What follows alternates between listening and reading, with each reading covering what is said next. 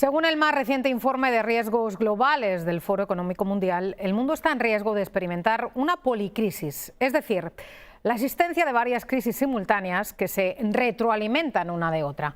Las preocupaciones ambientales dominan en el horizonte temporal de 10 años que presenta este informe. La incapacidad para mitigar el cambio climático y la pérdida de biodiversidad se consideran dos de los riesgos globales más graves durante la próxima década. Los expertos mundiales identifican la crisis del costo de vida como el riesgo global más grave para los próximos 2 años, alcanzando su punto máximo en el corto plazo. Indican que su persistencia podría resultar en un mayor impacto a los hogares vulnerables y aumentar las probabilidades de disturbios civiles y protestas. Me acompaña ahora desde Miami María Lorca, economista y profesora de la Universidad de Miami. Muy buenas noches, María. Hola, buenas noches. Bueno, cuando intentábamos volver a la normalidad tras la pandemia del COVID-19, estalló la guerra en Ucrania, un conflicto que ha abierto la puerta a una crisis alimentaria y energética, desatando una serie de problemas que durante décadas el mundo ha tratado de resolver y que ahora vuelven a desestabilizar la economía global. ¿Estamos ante una nueva era de volatilidad? Pues mira, se han venido hablando mucho en los últimos meses de que podríamos estar entrando en lo que es una década peligrosa, ¿no? Una década peligrosa porque básicamente nunca anteriormente, desde que cayó el muro de Berlín, sobre todo, hemos tenido a la vez crisis tanto a nivel económico como a nivel político, como a nivel de relaciones internacionales, ¿no? Y todo esto lo que está teniendo es un sistema de inestabilidad, que es lo que está haciendo que este foro esté hablando de estas policrisis, porque realmente nunca después de la caída del muro de Berlín hemos tenido una situación parecida. Para muchos analistas, María, sobre todo los que han hecho este informe, la siguiente década estará marcada por crisis sociales y medioambientales, como tú acabas de decir. Por ejemplo, una crisis en el costo de vida. ¿Representa un peligro global? ¿Cómo enfrentar estos riesgos globales? ¿De qué manera están interconectadas estas economías globales y cómo podemos enfrentarlas a nivel global también?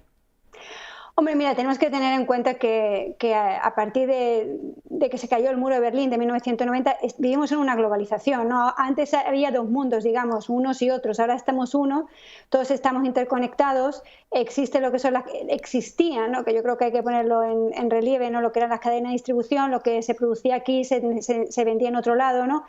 Pues esto ha fallado, y no solamente que esto ha fallado, sino también que se está hablando muy fuerte de que puede ser de que también estemos ante una situación, ¿no?, en que los Estados Unidos ha dejado de querer tirar del carro, ¿no? Entonces, en ese sentido, si los Estados Unidos deciden que quieren ceder su liderazgo mundial, pues entonces va a ser más complicado todavía, ¿no?, poner de acuerdo a la gente, porque una de las cosas que hemos visto en esta guerra entre Rusia y Ucrania es que antes, por ejemplo, en la guerra del Golfo del 90-91, cuando se cayeron las torres gemelas, pues todo el mundo, ¿no? El mundo entero estuvo a una, pero estamos viendo cómo ante esta situación, pues hay muchísimos países que no están siguiendo el liderazgo, ¿no?, de las imposiciones a Rusia de los Estados Unidos, ¿no?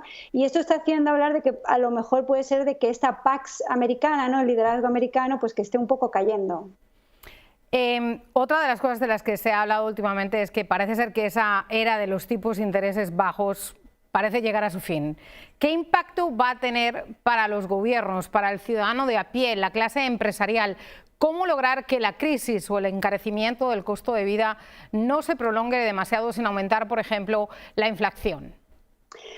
Bueno, mira, yo creo que el tema de la inflación, gracias a las políticas monetarias, ¿no?, que están siendo muy agresivas, oye, porque la Reserva Federal ha pasado de no subir las tasas de interés a subirlas 7 veces en muy poquito, ¿no? Pero ya estamos viendo cómo la inflación, ¿no?, pues está un poco torciéndose, le estamos rompiendo la rodilla, está empezando a bajar. Lo único que pasa es que, como habéis anunciado, pues hay muchísimas partes de lo que es el costo de vida que está muy caro. Y tenemos que tener en cuenta una cosa, y es que la inflación afecta más a la gente de clase media o gente que tiene ingresos limitados que a la gente que podemos decir que gente rica, ¿no? Entonces, por eso es que estamos viendo el sentimiento de empobrecimiento a todos los niveles, porque la inflación no es solamente una cuestión aquí en los Estados Unidos, ¿no?, sino también es a nivel mundial, y por eso estamos viendo ese sentimiento, ¿no?, de más pobreza que antes, pues hace unos años no teníamos. Este informe también habla de las crisis medioambientales, algunas causadas por desastres naturales. Uno de los peligros para los que parece que estamos menos preparados, sobre todo por el costo de esos desastres naturales. Por ejemplo, en la Florida, tras el paso de huracanes, inundaciones como están sucediendo en California, sobre todo en economías también más vulnerables, como por ejemplo en nuestra región.